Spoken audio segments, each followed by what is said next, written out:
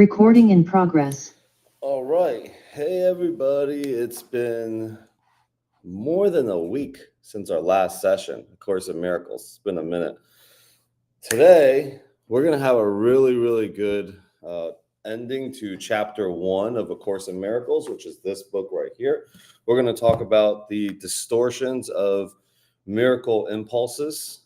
And the big distinction that we're going to make is between miracle impulses versus physical impulses.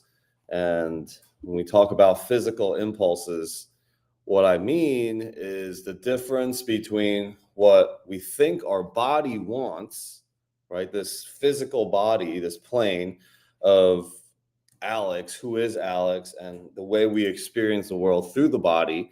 So what does the body want versus what spirit really wants?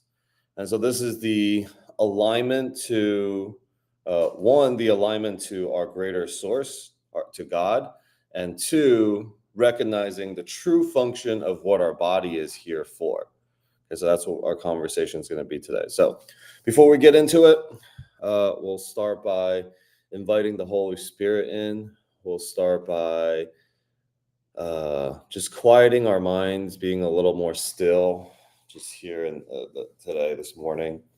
And so if you're not driving or operating any heavy machineries, or if you're safe, join me by closing your eyes and just tuning into this moment. Let's invite in this moment by bringing our awareness to our breathing.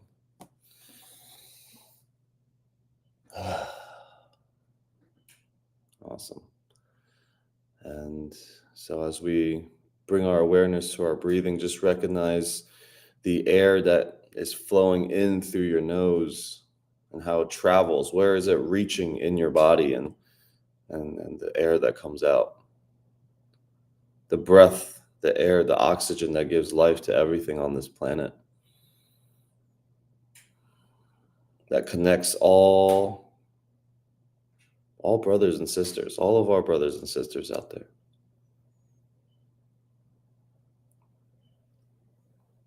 And we ask that the Holy Spirit is alive in our awareness throughout this call here this morning, that may the remembering happen through our reading, through our shares, through this call here this morning.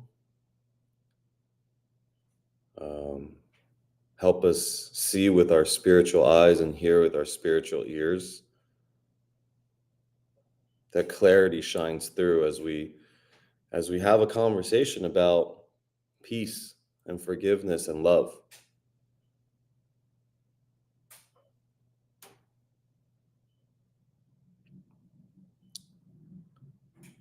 And as we recognize oneness, all problems and all challenges of the world comes to an end. That may our minds heal, and may everybody that come in contact with us today be healed. And so it is. Amen. All right. So the conversation here this morning is, we're going to just go right into chapter 1. I'm going to read. Okay, I'm going to read. I want to get right into the reading without too much of kind of going off track, I guess. You know, I tend to do that when we get into A Course in Miracles, or whenever I get on any of these calls. But this is the book, guys. For those of you guys that see online, this is the book. And I'm not in Vegas right now. I'm over here in Florida. Made a last-minute decision to fly out here. And so if you're in Las Olas, if you're in Florida area, I don't know, hit me up. Maybe we can meet up. Maybe we can grab a coffee, something like that. Coffee. I don't even drink coffee. A juice. How's that? A juice or an acai bowl? Okay, so chapter 1, section 7, we're going to go over the distortions of miracle impulses. So as I share and as I read, try to listen from a place of not agreeing or disagreeing, if you know, or even trying to understand it. Our need to understand what it is that is being read or written in this text right here actually creates the confusion. Okay, because Every single one of us that hears this right now, um, everyone that hears the this section of A Course in Miracles, you will have different images and you'll relate to different things in your lives. Okay, so just allow those pictures to come, allow the channel to be free for yourself as we share.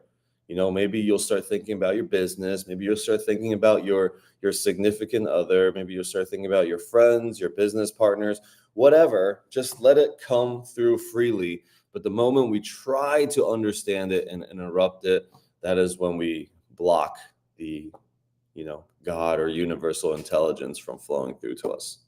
So here we go. Section 7, distortions of miracle impulses. Your distorted perceptions produce a dense cover over miracle impulses, making it hard for them to reach your own awareness.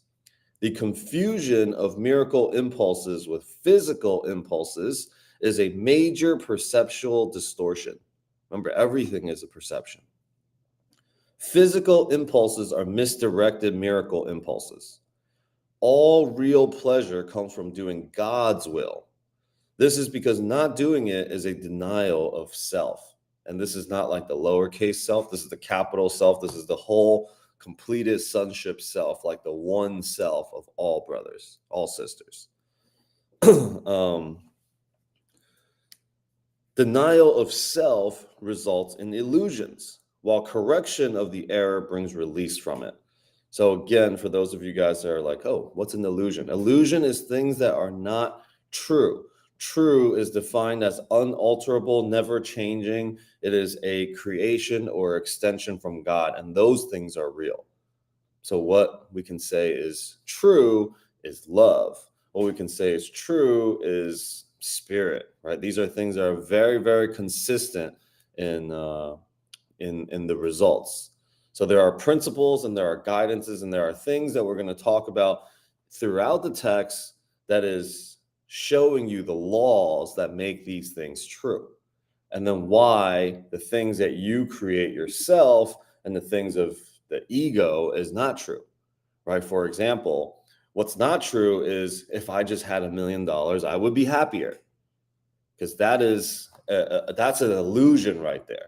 Now, it could be true momentarily, but it changes, right? If it changes, it isn't the truth with a capital T.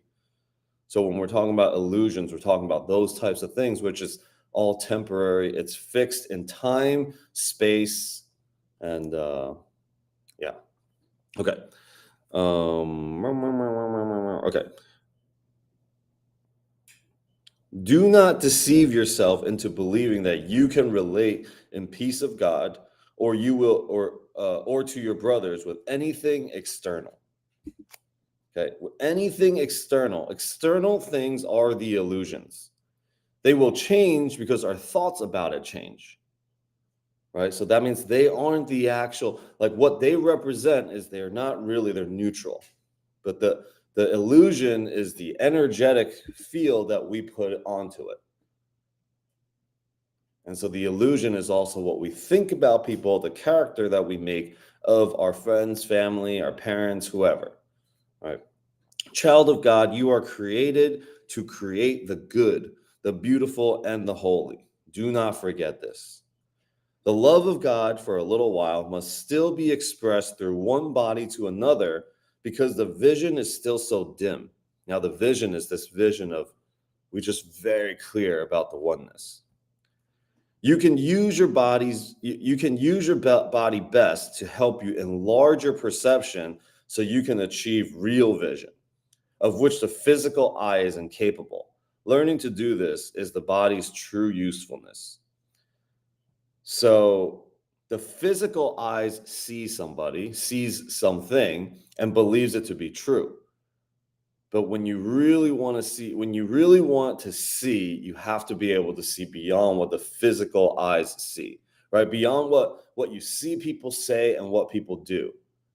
Those things can change. That's why they're not the truth of somebody, right? One person could show up one day and then show up differently another day, if you let them.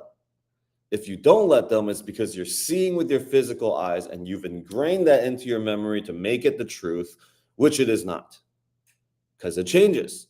All it takes is for somebody to behave or do something completely different, and your perception of them will change, right? We like somebody one day, and then all of a sudden we don't like the way they do something the next, and then all of a sudden we make that about them. We say, this is you, not what you did, but this is you. We confuse of what we're doing with what we are. What we are is we are all innocent child of God. Holy Spirit flows through all of us. Spirit is real for us. The physical body, the identity we have assigned to the physical is not real. That's why we can say we can change all the time. It's never too late to change.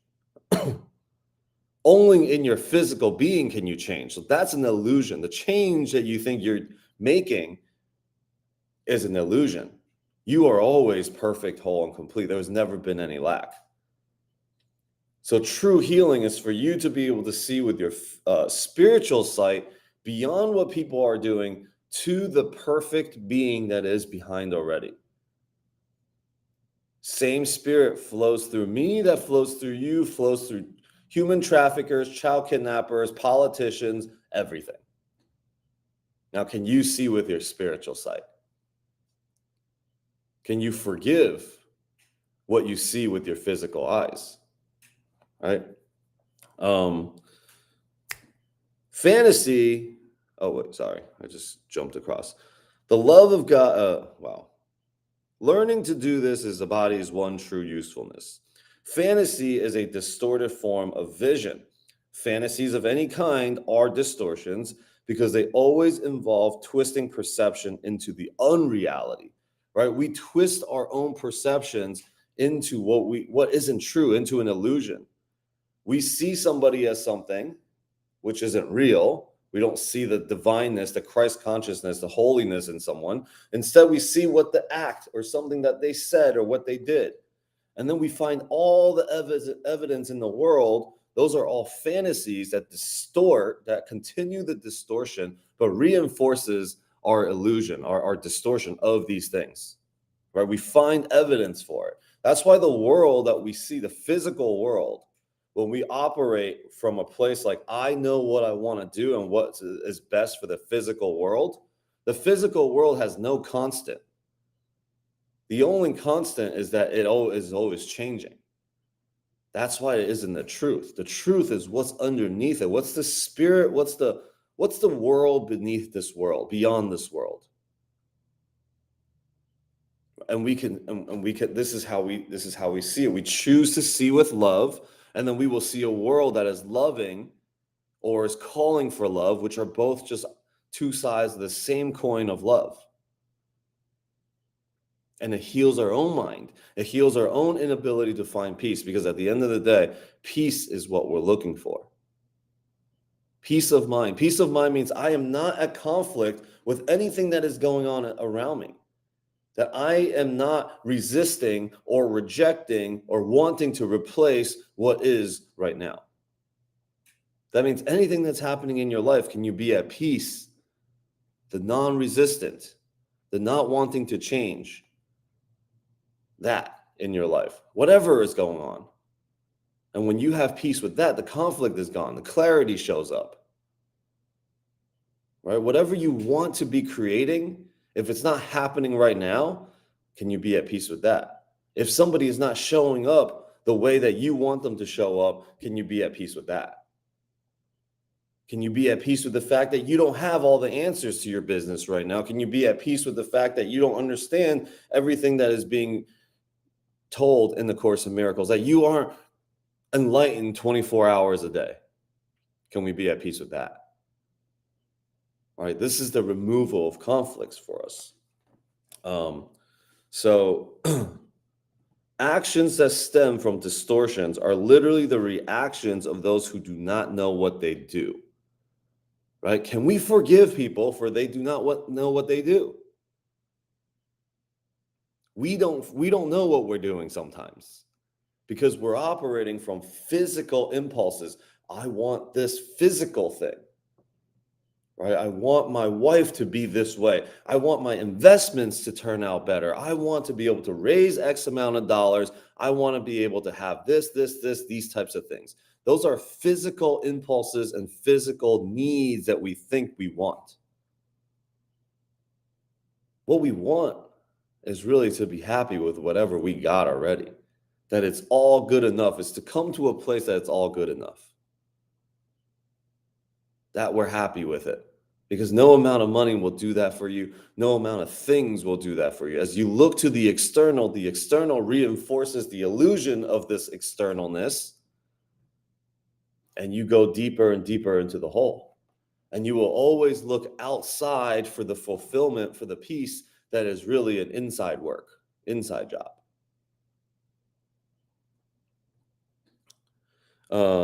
Fantasy is an attempt to control reality according to false needs.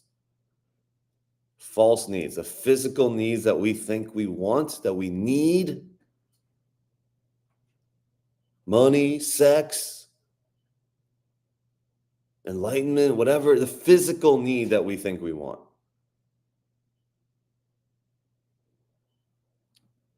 So fantasy is an attempt to control reality according to false needs. Reality is what God created, is what is here right now beneath the surface of what we see with the physical eyes. How we experience the world physically, beneath that is reality.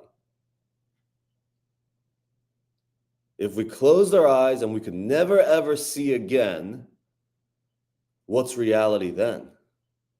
Think about it. If you just close your eyes and you're like, if you can never see open your eyes, look around, and if you close your eyes and you could never see these things again, what's real then?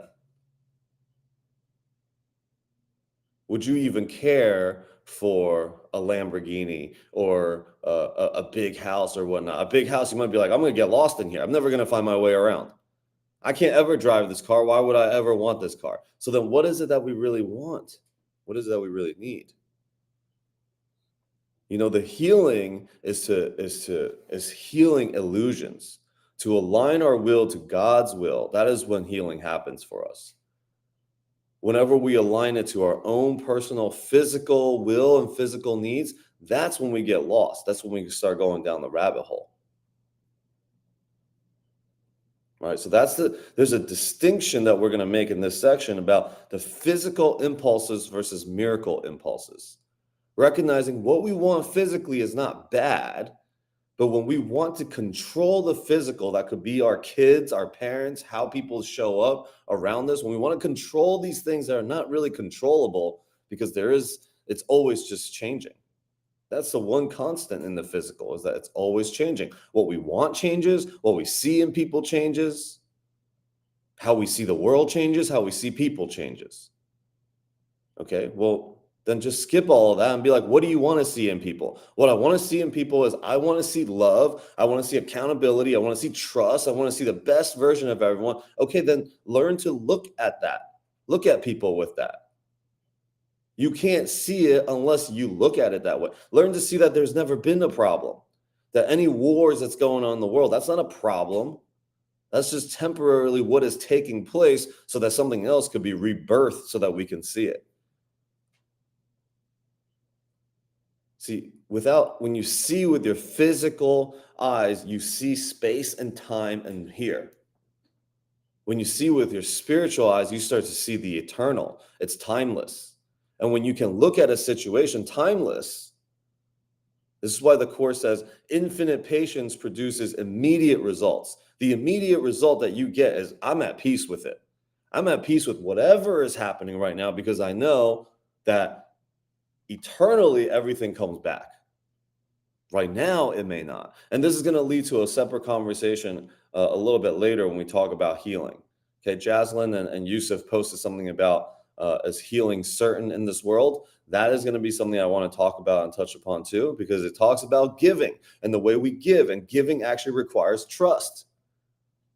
Trusting that what is given, I'm not attached to the results of it right now, but what is given will be received, and it already is received. It's received through the beingness that I offered in this moment, and it transcends time.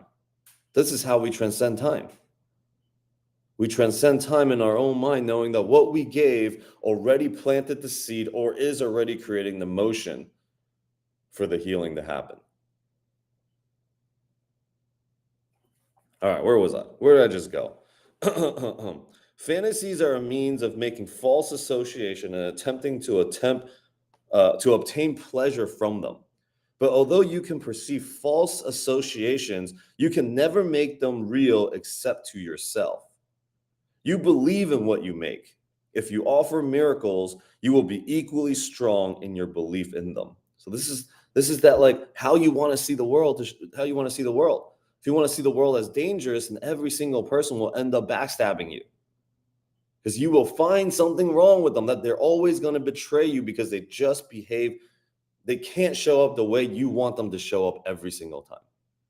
Just like you're never going to show up the way you want to show up every single time.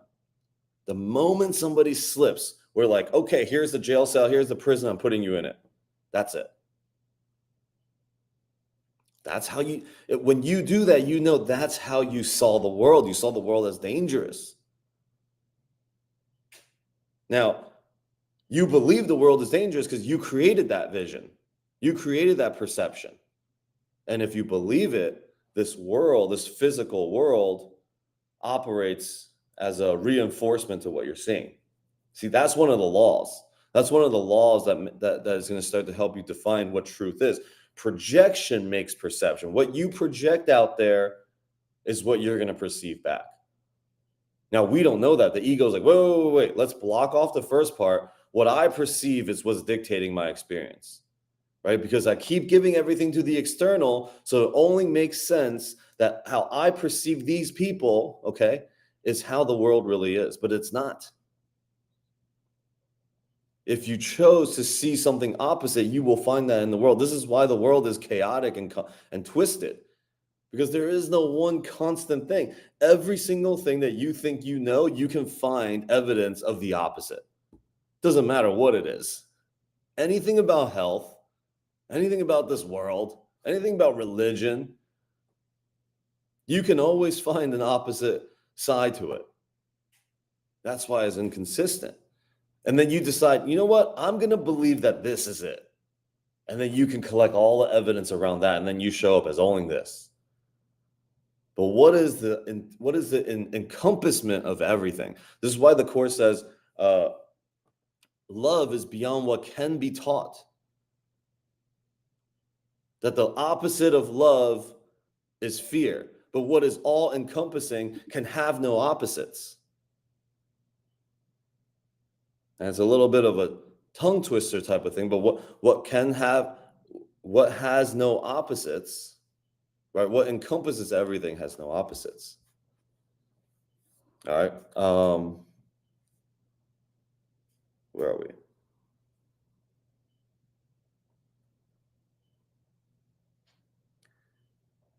If you offer miracles, you will believe, you will be equally strong in your belief in them. Right? So you can offer love or you can offer fear. Either one, if you create it, you will believe in it. The strength of your conviction will then sustain the belief of the miracle receiver. Fantasies become totally unnecessary as a wholly satisfying nature of reality because reality becomes apparent to both the giver and the receiver. Reality is lost to usurpation which produces tyranny. As long as a single slave remains to walk the earth, your release is not complete. Okay, this is talking about what our real purpose is. Complete restoration of the sonship is the only goal of the miracle-minded. That means the bringing together of people in our minds, that there is no separation. That means you have to see the physical body for what it is. What is its tool? Okay, its tool is to be used to show you forgiveness. Forgiveness of what? Forgiveness of the separation you see between the bodies. Because a body creates a separation between myself and you, myself and God. The body is used to identify every time that I see that, I can forgive it and I can let it go. Every time I see a separation between that. The Course says that to be a teacher of God, all you have to do is make one decision, that all of your brothers and sisters' interests are no different than yours. That's it. Every single time you see somebody doing something that is different from how you want them to do it, their interests and what they want is the same as what you want. That's the way to heal your mind. It doesn't even matter the how, like all the different tactics or strategies to do it. All of that does not matter.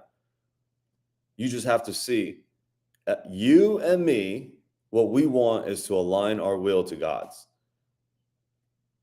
and to be closer to God. Or you can call it source, God, whatever you want to call it. But to be closer to spirit that guides us every moment, that we feel confident in every step we take, that we feel like we can trust it.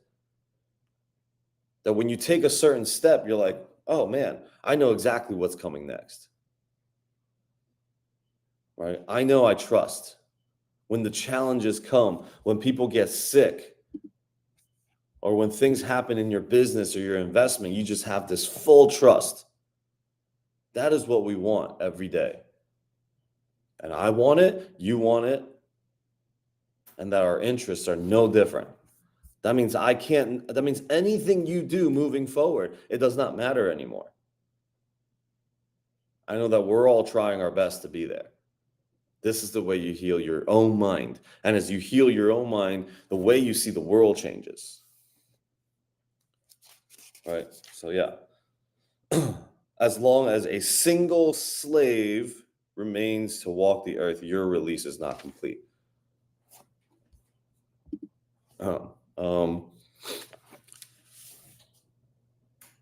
This is a course in mind training. All learning involves attention and study at some level. Some of the later parts of this course rest too heavily on these earlier sections not to require their careful study. This is why we have to carefully, and this is why we're going through it.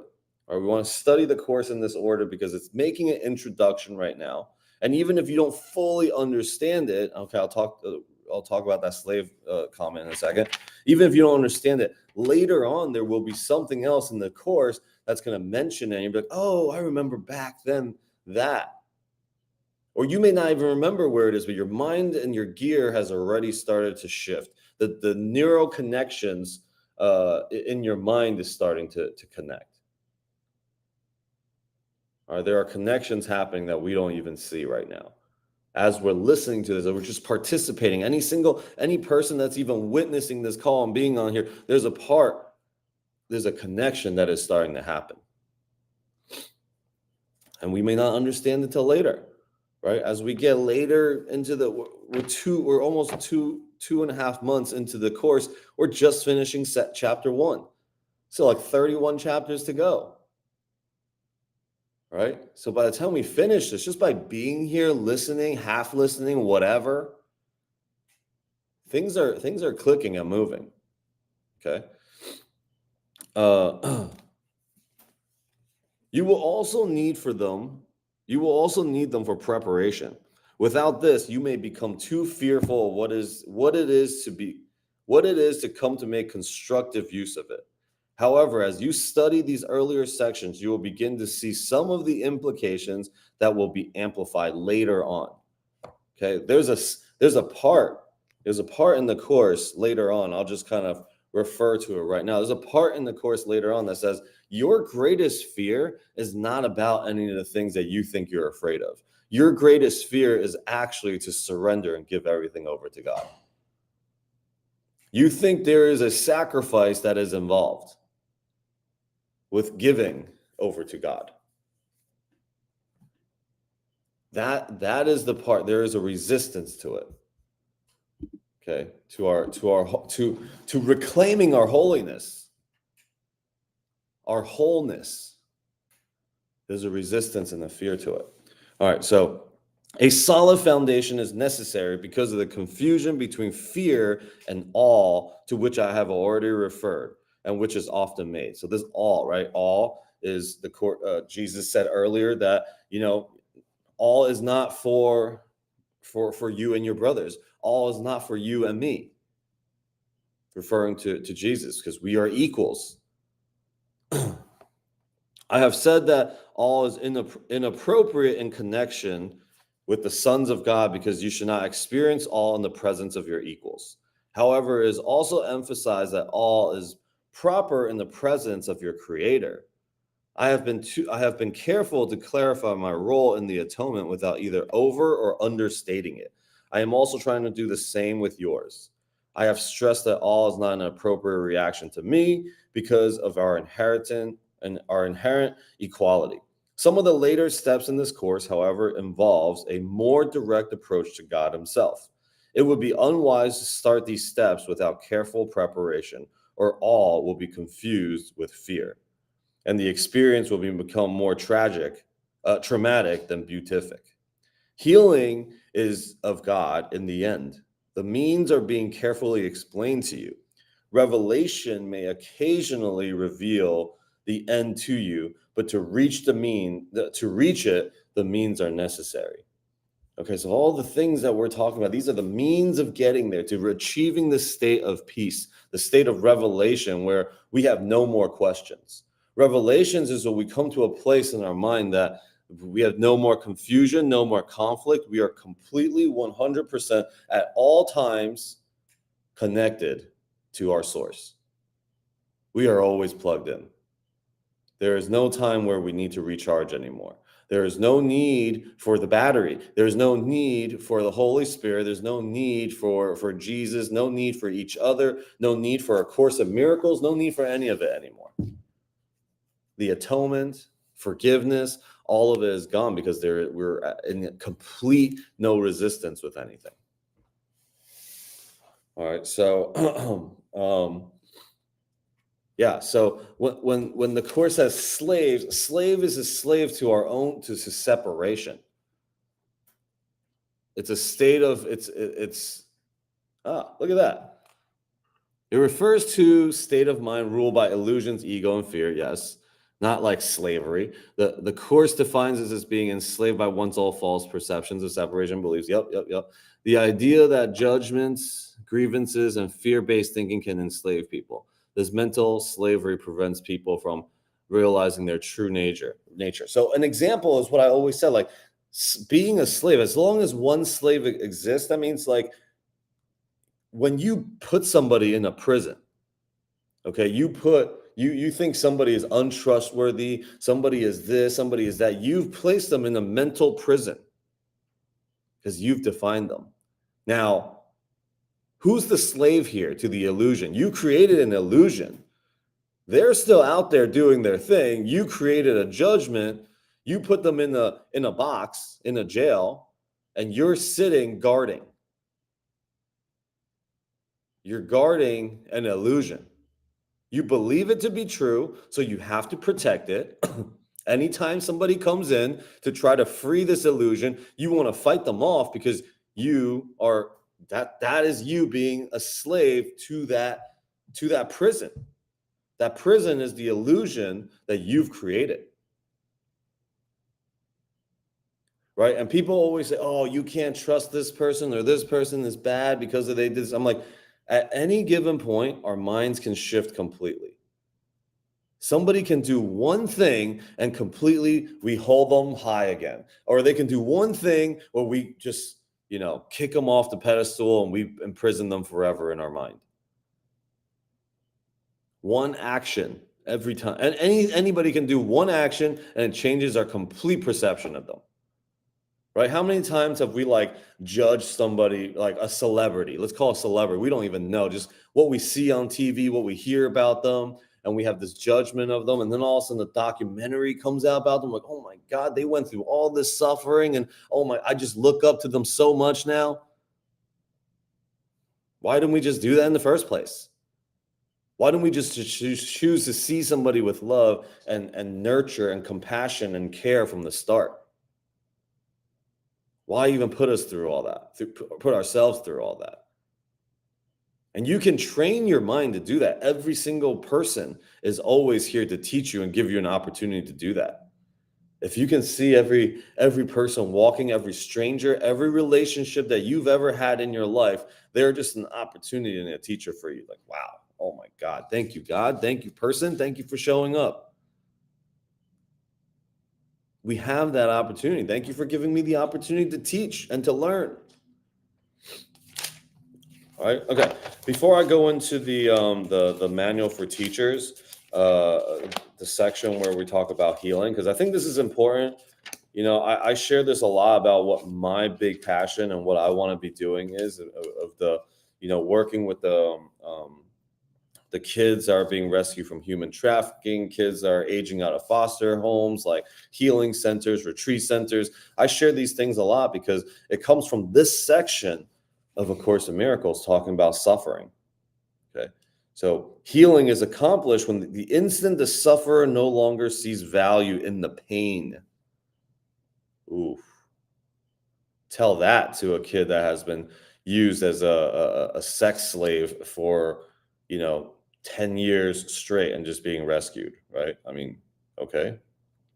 How's that going to work? So, all right, I'll open it up for questions, thoughts, comments about anything that we've spoken about up to this point. Will you repeat that one, Alex? What? And that was the healing. The what you just said, man. It was. Yeah. I feel like it was so profound, but I didn't catch I want to write it down, actually. So it's in the manual for teachers, section 5, how healing is accomplished. Healing is accomplished the instant the sufferer no longer sees any value in pain. Right. And the way that I always say is that suffering ceases to suffer when it finds a purpose. It no longer sees the suffering as suffering. It no longer finds any value in being a victim to the suffering. Right. Instead, you can see that all as like the suffering that I went through empowers me to do what I'm about to do. When somebody is able to shift their perception, see, even that is a perception. My God, people going through the most traumatic things in their life, we don't need to help them heal from it. We don't need to support them in anything. We just have to personally see in our own minds that, oh my God, all those traumatic things that you went through, this is the most powerful thing that you're going to have to answer your call, to answer God's call. It's a gift. You have to see it as a gift. But if you don't see it as a gift for them, they will never see it as a gift. And you cannot even support them in healing. They're actually going to support you in your own healing. The healing is only our ability to see it, to see the gift in that. Right? Okay. What are the thoughts? What are the questions? So is that the healing is accomplished the instant the suffering has no value in the pain? Did I get it right? The healing is accomplished when you, as the sufferer, no longer finds value in the pain, in being a victim to the suffering. When you find purpose with it, the healing is happened. You've shifted your perception from a place of victim to a place of strength, to a place of power, from a place of fear to a place of love, from confusion to clarity. Miracle is happening right there as the healing happens.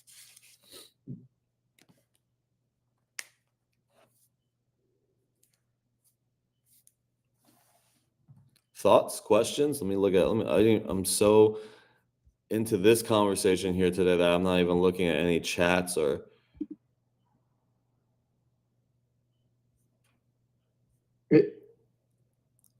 Oh, thank you, Rachel. All right. When you're done with that, I got something to kind of tie it together. You taught me. Let's go. Let's tie it together. Would this be the same as when you taught me remember to forgive yourself for forgetting this let's see. Oh man, it was like Hmm. remembering to forgive yourself for forgetting this pain does not serve you. Yeah, something like that. They're kind of connected. It's like saying it a different way, but it kind of leads back to the same. Yeah, you have to forgive yourself first, right? Because the longer we stay in that suffering mentality, that victim mentality, the more it's real for us. Let me first forgive myself for just forgetting for that long, for living in that for that long, right? It's going to be hard. It's hard for you to make a change, 180 change immediately, only if you say so. Because at some point, it is that one instant that you're like, I'm done with it. There's only one instant that matters in your healing process, not the whole journey that you're going through of it. It's the moment that you decided that it no longer serves you to be talking about the pain and the suffering anymore. That whatever your story about this pain and suffering no longer serves you, that moment is the only healing moment that matters. The rest of it was just you're delaying. Right? I mean, and there's nothing wrong with it. So you want to be able to forgive yourself for how long you took. Because if you took, let's use an example of like a heartbreak. Okay, you break up with somebody and you're like, oh, I'm in so much pain. You got to grieve and whatever. Okay, so you grieve for a whole 5 years. You couldn't be in any relationship. You blame that for so long, and then finally you get in the best relationship of your life. If you didn't forgive yourself for taking 5 years, what you're going to do is you will project it to other people. Somebody else has a breakup. You're like, dude, you need to be grieving for 5 years. Do not date for 5 years. You go to your kids and you go, listen, you got your heart broken. Don't date anymore for 5 years. That is not a fact, okay? That is a projection of a limitation that you've just placed on somebody. You went through it. Now, as a guide, you should at least be able to help this person get out of it or your kid get out of it in 2.5 years, half the time. But the only way to do that is you must forgive the fact that it took 5 years. Because if you don't, that still stays with you and you carry on that thing. Right? Same thing. If you lost a friend, if you lost a family member, how fast can you get over it? I'm not talking about getting over it like it doesn't matter anymore. It means you've decided that there's a different meaning to the purpose of this person being here or being lost. You're not a victim to it. You don't need anybody to sympathize with you anymore. See, that's one of the things with the victim mentality. You think that you want sympathy from people. Sympathy is not love. Sympathy is like a manipulation at some point. Because nobody wants to sympathize with you for that long, right? They're like, oh, yeah, poor you and this. But if you use that for too long, be like, dude, stop it already, right? Your freaking dog died. Just let it go. At some point that happens, right? So then what's really true? When do you feel like it's time to get over it? Do you get more points or more merits for dwelling on your pains for a longer period of time? All right, what happens if somebody has a heartbreak and then they next day get into another relationship? Think about what we immediately go to in our mind now. Oh, she never even loved her. They would never even. Oh, she probably already had this person on the side. Right? I mean, these are the things that we get to heal for our own self, our own mind. What's up, brother? Okay. Fraser, go ahead. Tell me. I see you nodding and smiling and laughing. I'm excited to hear what you're about to say. Well, I find it extremely interesting because literally some of my ex's friends have been commenting on Facebook because they see my ex and my daughter in Texas. And they're like, aren't you upset? Like, how could she do this to you? Poor you, poor this. And I'm like, whoa. I'm going to stop you right there. This is a collective decision that we talked about. Number one, it's led me to a path that I never thought was possible. It's brought me back to God. It's brought me the best relationships and friendships that I've ever had in my life. Like, I wouldn't have met you, Alex. I wouldn't have met Adam. I wouldn't have met any of the people on this call. I wouldn't have been on this call if these things didn't happen. So I choose to look at it as a very positive thing because it's increased my ability to see things in a positive light. So I try to encourage people to look at it in a loving factor. And I said, one of them was like really upset. So I said, would you prevent your friend from being with the one that they thought was their soulmate? And they said, well, no. Well, I'm like, well, that's how this is for me and Tanya.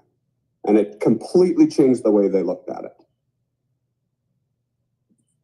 Awesome. You know, it actually reminds me of a funny story, and I don't know how this is going to relate, but this has to do with a Fortnite game that I was playing last night with, oh, Eric's not here. Great. Well, with brother Eric, that's usually on here, his cousin and my buddy, and Nick. So us four were playing last night. So we're playing in this game. This is a really crazy game that we actually ended up winning. The entire time we were just getting slaughtered and getting killed, and we're just picking each other up. We're just surviving, okay? And there was a time that, and Eric kept dying, and then we had to keep picking him up and healing him and resurrecting him. And his cousin was doing the same thing. Me and Nick were kind of surviving. We're killing people as we go. And at the end, me and Nick had a lot of kills. They didn't have a lot of kills. They're like, oh my God, we basically didn't do anything. You know, we sucked and this and that. And I was like, dude, like every single thing in that scenario, in that game had to happen exactly the way it happened in order for us to get this W, right? See, there's a part of us that could be like, yeah, you know, I got a lot of kills. I'm the man and we won because of me, right? That's the ego. The other part is, dude, everything played a perfect part for that to happen. All right. And it was the most insane game that we won. It was like Eric was like, dude, I don't even feel like I deserve this win. Majority of the time he was like dead in the game, but still everyone played a part. Now, this is a video game. This is Fortnite that we're talking about. But if you take the video game and you take it out into the world, wherever you're at right now, think about every little thing in your life that had to happen to bring you here. To bring you to this miracle moment today where you woke up. You actually woke up from your sleep. You went to sleep and you woke up. We take that for granted. What's his name? Carl Weathers, the guy that played Apollo Creed. He just died in his sleep. He didn't wake up. Sylvester Stallone is still out there wrestling and jumping out of planes and all that. And Apollo Creed, the one he fought in Rocky, he died from not waking up.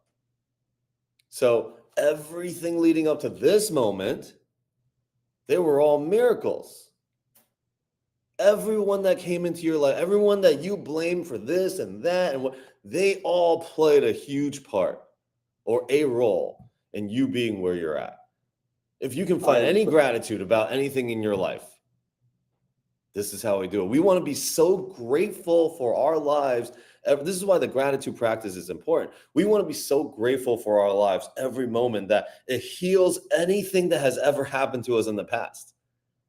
I'm so grateful for the right now. That means if I'm so grateful for the right now, I must also, by extension, be grateful for the things in the past. For anything that's happened to me. For me, you know, I lost my business. I lost my house, my business, my car, everything. At the time, I was like, I wish this on no person in the end ever. Nobody should go through what I was going through there. Now I'm like, man, thank God I went through that. I would not trade that experience for anything else that I've ever had. See, that healing, that's a forgiveness. I forgive the fact that I was operating from such scarcity and made all those mistakes then. I have to forgive myself in order to move forward. This is that forgiveness, right? Okay, go ahead, Fraser. You're going to say something. Yeah, it led me to look at that, to look back at all the little things that happened and how I perceived them at first and now how I perceive them as a blessing. And it's like, the more I open my mind with ceremony and with things like this. I keep finding these blessings. I was able to meet a real estate agent slash investor slash whatever the other thing he does, and we had this amazing conversation. We went for coffee on Tuesday, and everything gelled, right? And he was telling me about how he went to Peru and was in ceremony with ayahuasca, and he met this guy that was in Kelowna. He was in the hospital for a year, paralyzed, and he learned the ability to astral project, and then spent time with these monks somewhere else. So it's somebody that I want to meet really badly. I'm like, oh my God, that sounds amazing. I need to meet this person. And it's also open to my eyes and stuff to, wanting to go to Peru. Like, now I want to do that. I want to go into ceremony down there. Like, Go in April. What's that? I'm going in April.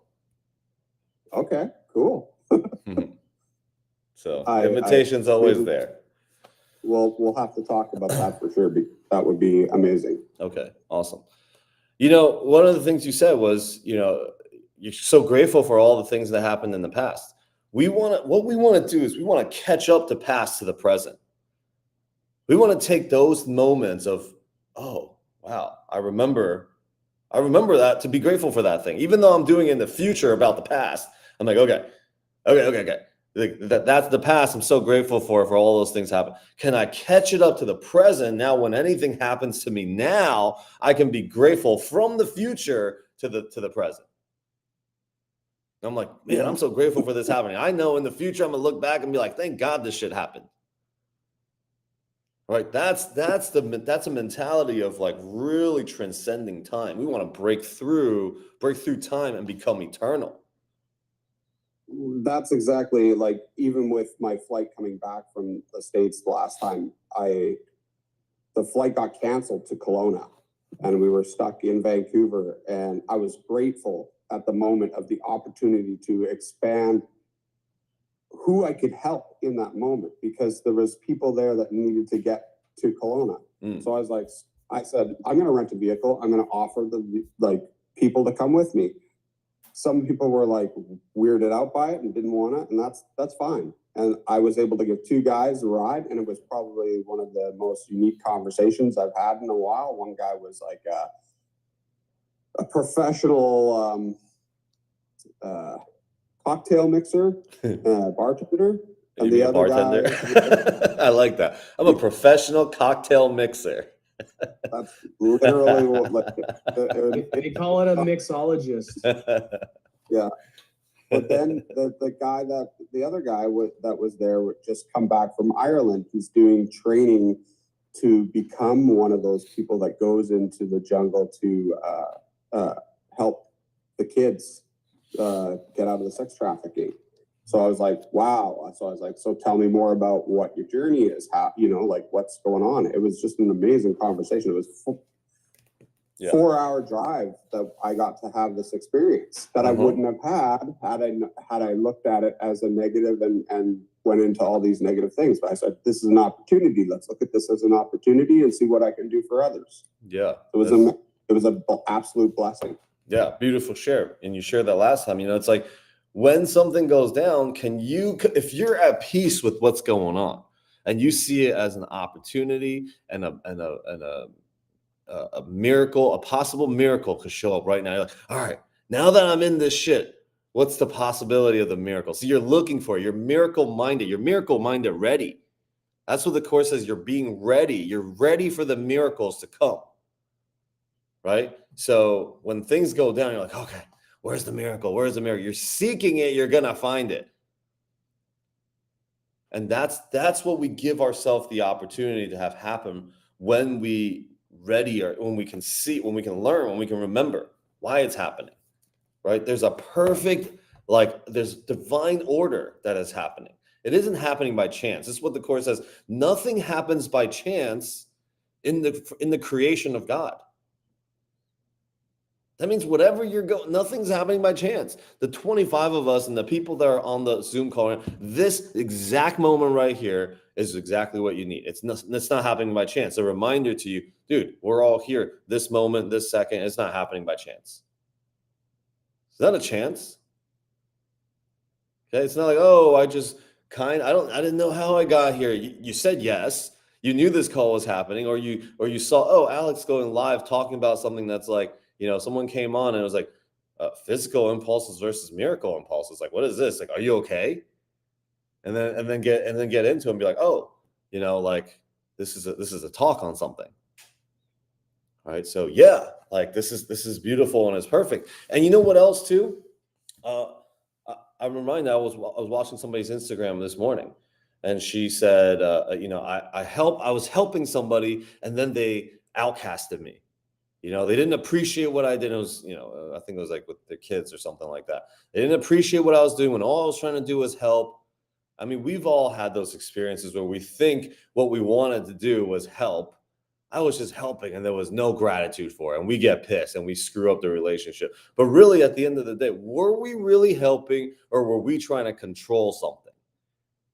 Right? Were we coming from a place of love, or were we coming from a place of fear? That is where we have to look at. Were we afraid of something and we wanted to limit it and control someone from doing something? Or were we coming from a place of true love? Like, are you safety? Are you a safe space? Or were you trying to control something that can't be controlled? Right? And to recognize that, first of all, none of us even know what our own best interest is. Okay, God knows. This is why all of our interest together is to know what God knows and to align with that. But we don't know for ourselves what our own best interests are. If we did, then we wouldn't be where we are right now. Okay. But since we don't know what our best interest is, and we go out and say, we know what your best interest is. Okay, son, daughter, friend, whoever, I know what's best for you. The moment we freaking do that, that's when people are like, dude, back off. And you're like, I'm just trying to help. Back off. Right? Like, nobody wants your shit. Don't project your shit onto other people. Okay, so go ahead, Cypher. You wanted to say something. You came online. You came on video. I feel like you want to say something. Hey, yeah. Thanks, Alex. I was writing this morning that, are we really making this world a better world? Are we doing that? And I thought of me, and it's like everything that I think about is for myself. I want this for me. I want this for me. Me. And to accept that it's kind of hard that we're so selfish. It's like, it's amazing how selfish we are. And when we start thinking how can I contribute literally to others, and to see like who's really near me, next to me, and to be able to contribute without wanting or having any expectations, it's hard because we haven't been trained like that. We haven't been. But this is the moment that we must come together to understand that we're here for the contribution of this earth, and we take nothing when we leave, only what we've done and the consciousness that we created inside. And it starts with ourselves. Like, how good are we? Like, how is Cypher with Cypher? Am I good with myself? And I see the four corners of my mind, and sometimes like, no, I'm not. I did this, I did that, and I put myself, oh, I'm a Spanish guy from Colombia that did this. All these things happen, and it's like that story is always in your mind, but it's not even who we are. The mind stays here, and the body stays here, but that we're like converting inside of ourselves to be, it's who we really need to understand that the moment of the darkness, when it comes and we have to leave this body, how ready are we? And to be ready for that, I think it's for the non-attachment and just being, because we came here to experiment. That's what we came here to do. We come here to experiment, we come here to evolve, and we come here to share and to love. And that's part of my book, the Art of the Three Bodies that I'm writing. And I just wanted to come on and say that because you inspire me. And of course, every time we get together, I always wanted to contribute a little bit. But That was like my purpose today, to find out how am I serving others without expectation, without judgment, and not judging anybody, and loving people from who they are, and even if they have their dramas or their traumas or whatever, to be able to understand them and not fight them because it's not even their fault. They're programmed like that. But it's so hard to think like that. It's just like you have to come out and say it and be it and feel it. Because you go back to your old humanness, selfish ego. So, having that's where I wanted to contribute to. Thank you, Alex. Awesome. Thank you, everybody. So let me read this part right here. I think this is a good segue into where we're going into. So is healing certain? Okay, is healing certain? Healing, the Course says, is always certain. It is impossible to let illusions be brought to truth and keep the illusions. Truth demonstrates that illusions have no value. The teacher of God has seen the correction of his errors in the mind of the patient, recognizing it for what it is. Having accepted the atonement for himself, he has always accepted it for the patient. See, when we accept the atonement, we accept this lovingness in ourselves now. We accept it for whoever it is that we're going to support. Okay, well, the Course says patient right here. Patient is just like the other person, right? Yet, what if the patient uses sickness as a way of life, believing healing is the way to death? When this is so, a sudden healing might precipitate intense depression and a sense of loss so deep that the patient might even try to destroy himself.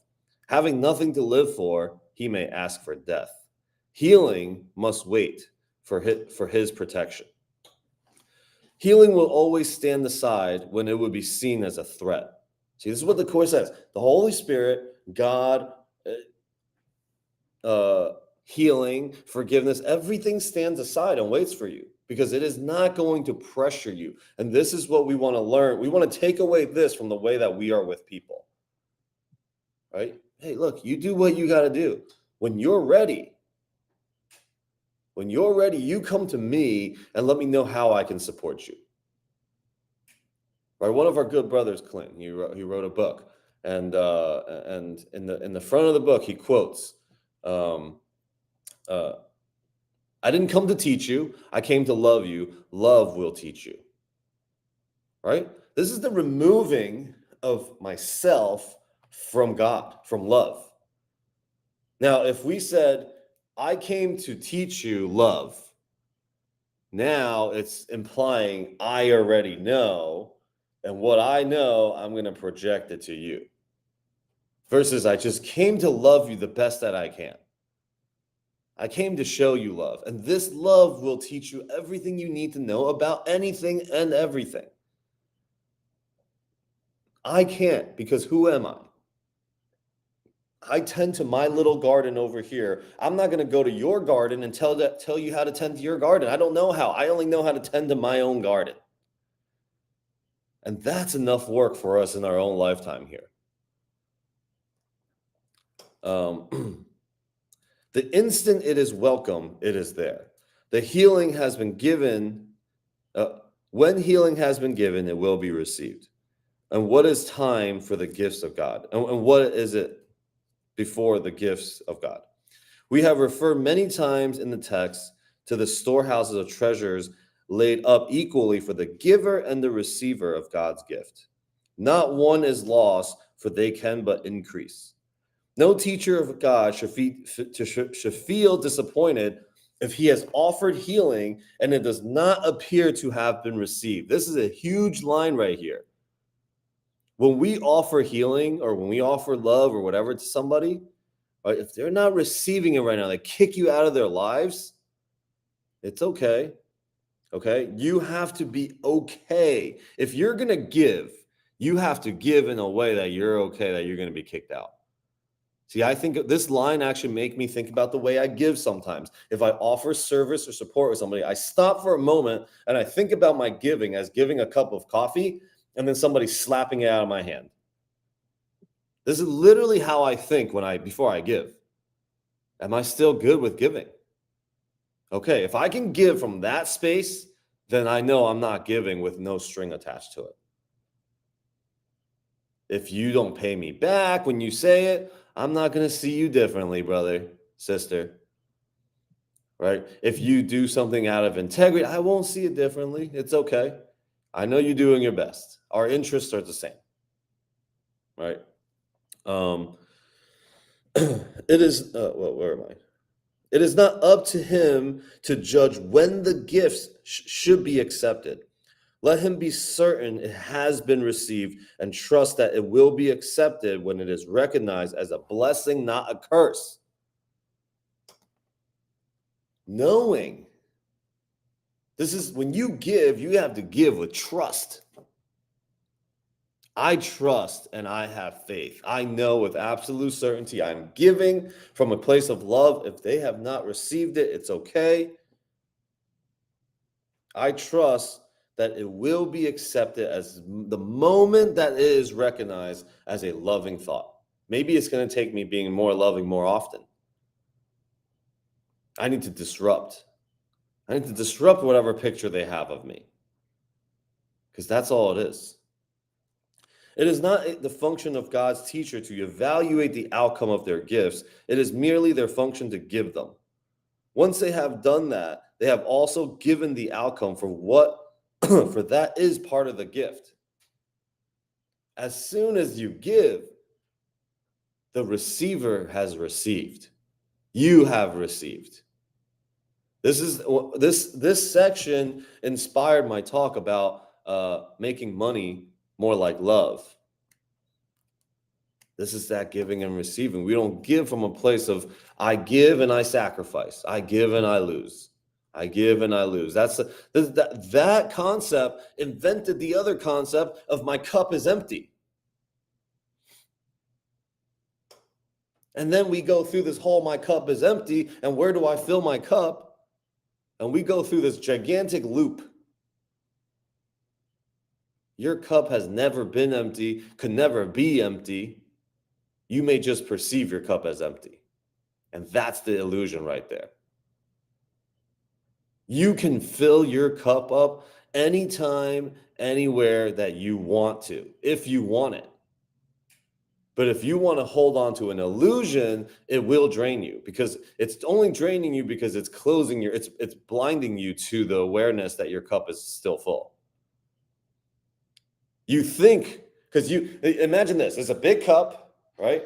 You're taking a cup and you're scooping out of it, and you're just keep scooping and you're giving the cup out. You have no idea what's left in the big cup. You can't see it. But you're like, I imagine that as I'm scooping more water out, there's less of it now. What you don't know is that thing is continuously being filled. It never ends. That's the infinite source of energy that we can tap into. Wow, great freaking metaphor or thing right there. Good job, guys. Hold on, let me write this down. Okay, I'll take a really quick note for myself. Big cup, little cup scoop, endless water. Okay, hopefully I remember what that means later on. Okay, let's see. No one can give if he is concerned with the results of giving. That is huge right there. No one can give if he is concerned with the results of giving. Think about it. When you're about to give, are you concerned with the results of giving? What the results are? If you are, then you aren't giving. Okay, give only when you are not concerned about the results of giving. That is the limitation of the giving itself, and neither the giver nor the receiver would have the gift. Trust is an essential part of giving. In fact, it is the part that makes sharing possible, the part that guarantees the giver will not lose but only gain. Who gives a gift and remains with it, to be sure it is used as the giver deems appropriate? Such is not giving, but imprisoning. Dude, who gives a gift and then remains with the gift to make sure it is used as the giver deems appropriate? That is not giving. That is imprisoning. I am giving you something and I'm going to watch you use it. And you better use it all the time so that I feel like, yes, I gave you. And that you can appreciate, I can feel that you appreciate my giving. That way you got to use it all the time. It's like, Fraser, if you gave me a toothbrush, like it's a cool toothbrush, I'm like, well, I really like my own toothbrush, but you gave it to me and I accepted it. And now you're like, dude, are you using your toothbrush? Can you send me a video of you using the toothbrush? I'm like, dude, I don't really want to freaking use it. You didn't give me shit, but you imprisoned me into your stupid toothbrush. I don't know why I said toothbrush, but because I like my toothbrush, okay? Don't give me a toothbrush and expect me to use it. I like mine. Is it the relinquishing of all concerns about the gift that makes it truly given? It is the relinquishing of all concerns about the gift that makes it truly given. Go ahead, Fraser. You already got me a toothbrush? What? I'll use it. No, I was actually I'm having something made for you, but that's a different story altogether. So okay, I better hang it up. I better use it. This is something pretty spectacular. So, but anyways, what I was thinking about while you're saying that is because I've been kind of last week, I was like, oh man, I'm out of work. I don't know what to do next week. What am I going to do? I'm thinking about all the different things that I like. How can I be productive? Oh, I'll do this other flooring in my own place. And then I'm realizing that the gift that's available to me is to spend the time in the real estate focus that I've been wanting to do. You know, that's time now that I have to focus and go over my notes and to start putting some of that effort towards that gift, you know, that and use it as an opportunity. So now I've kind of like, oh yeah, that is a gift. It's a gift of time that I will have available to me to focus in on that, because I'm always complaining about I never have enough time. Well, now I have the time.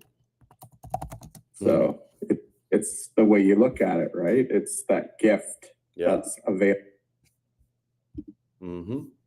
Antoine, gift imprisonment. That's great. I'm going to make a video about that. If I remember to, I will think about making a video of it. I'm thinking about it right now. That's it. And it is trust that makes true giving possible. Healing is the change of mind that the Holy Spirit in the patient's mind is seeking for him. And it is the Holy Spirit in the mind of the giver who gives the gift to him. How can it be lost? How can it be ineffectual? How can it be wasted? God's treasure house can never be empty. And if no gift is missing, it would not be full. Yet it is the fullness, is its fullness guaranteed by God.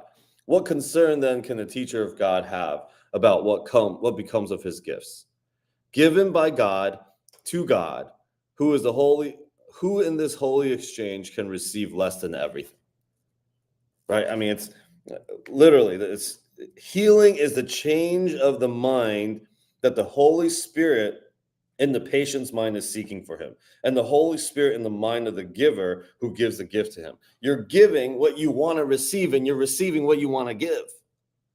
This is what the Course is saying. When you really give from that place, you are receiving and giving together. All right, so don't be concerned with the results of giving. Okay, don't gift imprison. Don't gift imprison. Don't imprison. What? Gift imprisonment.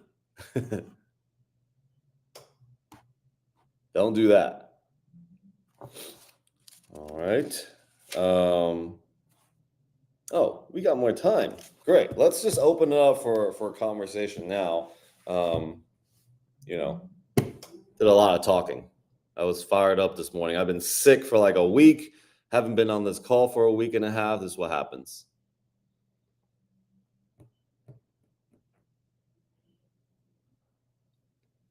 Maybe what I should do is I should just do no, never mind. Not a good idea. I was going to say, let me do this once a month and just have a whole day session. But nah, Okay. What else?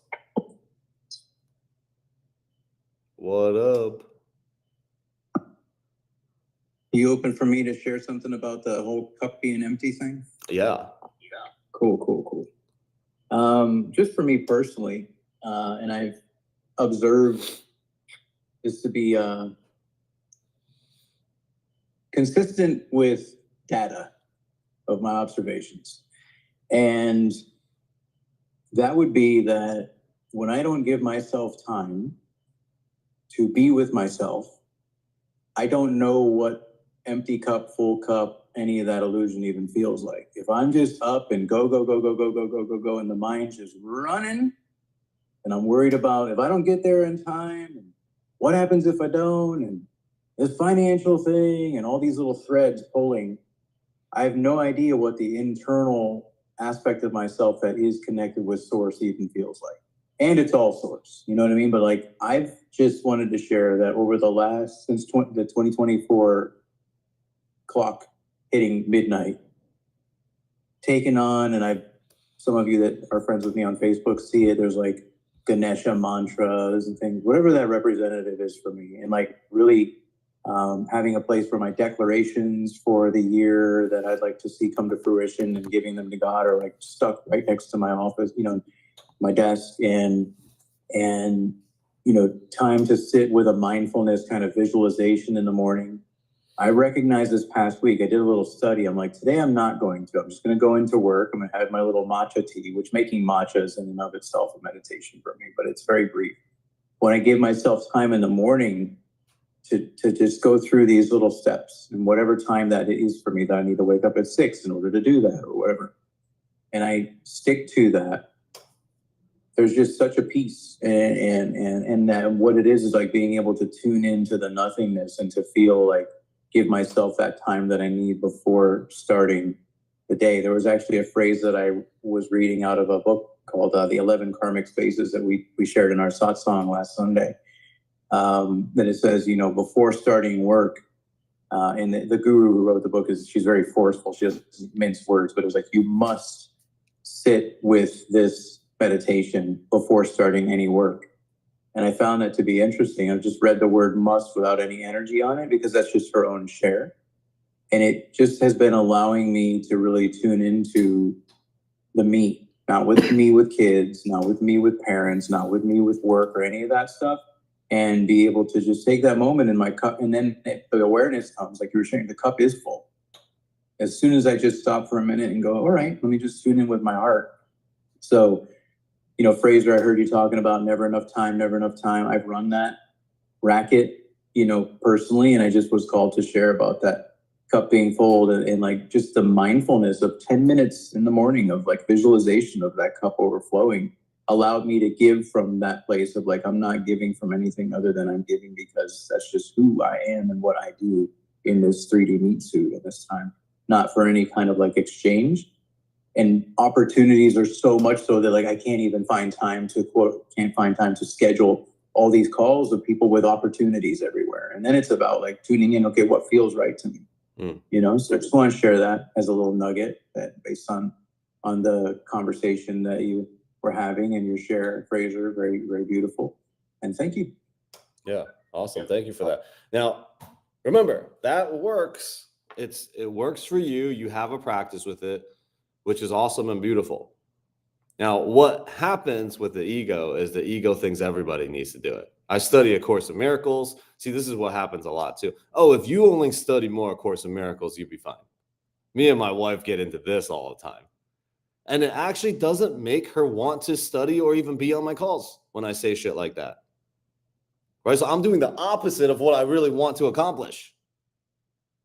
So, yes, I think morning routines and things like that to get grounded and things like that are great.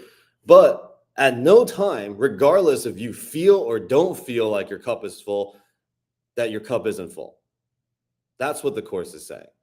Just the remembering of the fact that your cup is always full is good enough also. Just being aware of it. At any point, you can call upon that. But yes, you do got to get still. You got to get quiet. Maybe. I don't know if you got it or you not got it. And the word must, actually, must is a great energetic word. When you say you must to somebody, they're like, yeah, really? I must, right? I must nothing. People tell me I must. I usually must do the opposite. But look, regardless of how you feel, how ungrounded you are, how busy you are, the thing is, you are always full. That cup is always full, and it's always for you to pull from, because it's not your cup. Your cup is an extension of a much bigger cup. There's a bunch of cups flowing. Your cup is always full because that cup is always full. And it's always pouring into your cup. Just because you're not aware of it doesn't mean it's not there. Right? So at any point, you could just be like, I feel empty, and then be like, oh, wait, I am only feeling empty. That doesn't mean it's actually true. As soon as you don't make it true, it has less power. The idea that your cup has less, that you're empty, has less power. Okay?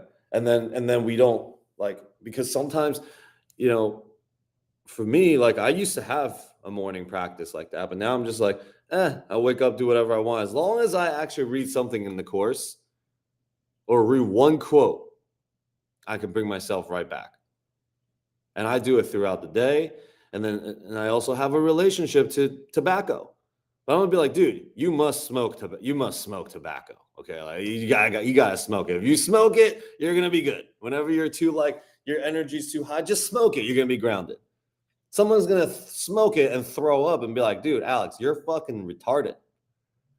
All right, so just because it works for me does not mean it has to work for you, right? And the practice is for us to see that I just have to see your full cup. Your full cup is there. Right? And if you're asking me for a practice, I'll give you my practice. You're asking I don't tell anybody to smoke tobacco ever. But if people ask me about my relationship or my thing to tobacco, I'll gladly share it with you. You know, so this is a great conversation that we're having all the way around. It's a good reminder for all of us. All the contributions have been beautiful and amazing. And hopefully just remembering that, look, if you want the world to be healed, see a healed world.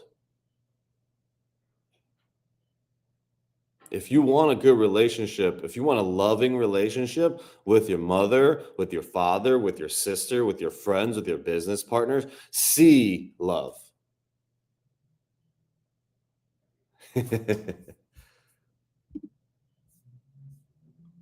Yeah, we can all share all of our practices. It'd be great, you know. And Eckhart Tolle, the writer of Power of Now, yes. Power of Now, he said that thank God there's drugs, thank God there is alcohol, thank God there's all these things, because if not, the insane mind would auto-destruct. So all those things are good, you know. And it's like, I was telling someone, and he said, I do biodecodification and hypnotherapy. And I'm getting into this, and he said that this client comes and he smokes, and he says it's really bad for him. I said, no, I think that's healing him. He's like, how can that happen? He's like, well, if he didn't have the ability to connect with that, it would be worse for them. So it all depends how your mind and your attitude or the way you see things, but there's nothing good or there's nothing bad. You know, it is what it is. It's all just is. Thanks for sharing that, bro. Yeah.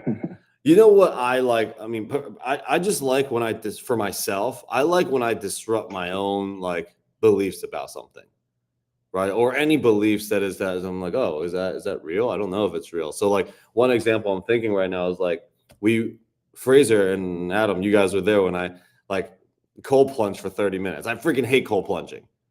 You know, I'm like, the last time I cold plunged for 30 seconds. I was like, yeah, I'm never doing that again. And then, I don't know, I decided, you know what? I'm going to do it again. And I'm going to do it somebody's like, oh, if you do more than 10 minutes, you're going to have hypothermia and die. I'm like, okay, let's go for it. Right? And then we went on for 30 minutes. I mean, I'm probably never going to cold plunge again because I just don't enjoy it. But I did it for 30 minutes. I didn't die. I didn't go into hypothermia. I actually felt pretty decent. I didn't feel that I got right into the hot tub, but I didn't feel the hot tub for like 10 minutes. I mean, I was definitely frozen, but I was fine. I'm alive. I feel good. Right. But I like to challenge my own beliefs about something, especially when someone's like, oh, here, 10 minutes, you're going to hypothermia die. I'm like, okay, well, am I going to take that as a fact? I know it's not a fact. Now I just need to challenge it for myself. All right. So, yeah. Anyways, that's about it. We got like 2 or 3. Oh, whoops. Sorry. We got like 2 or 3 more minutes. Does anybody want to share anything else?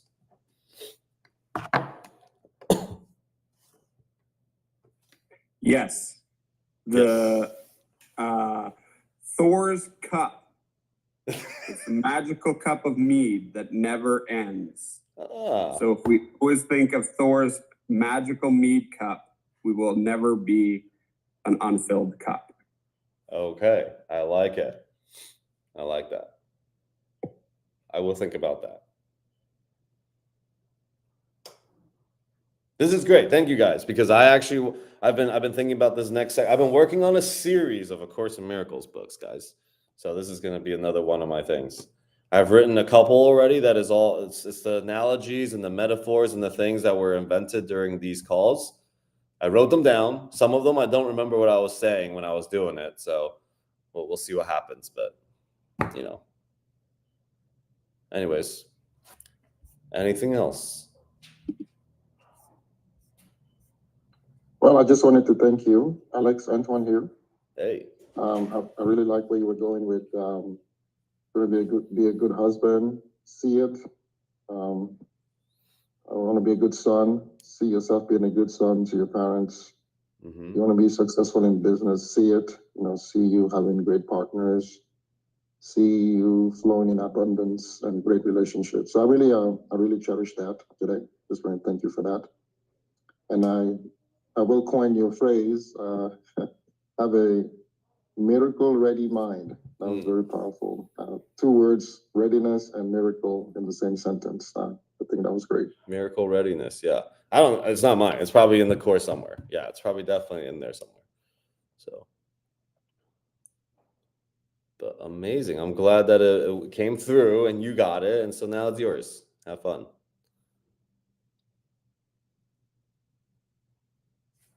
Yeah. All right. Amar, thank you for being here, man. I love the fact that you were here. You definitely helped me generate this energy this morning, seeing you being here. All right. Well, thank you all for this amazing, beautiful, I guess, gathering. I've been sick for a while, for a week. So coming back, this just gave me even more energy than I had. So we're going to go. It's Super Bowl today. So go out and, be safe. Cheer on whatever team. I really feel like the Chiefs are going to win. It's just the overwhelming feeling that, like, I don't, the Chiefs.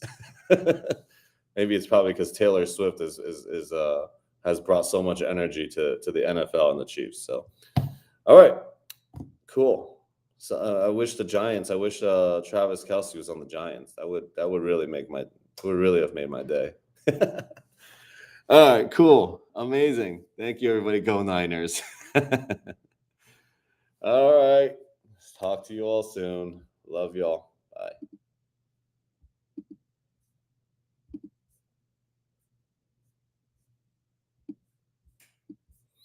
Thanks, Rachel. Talk soon.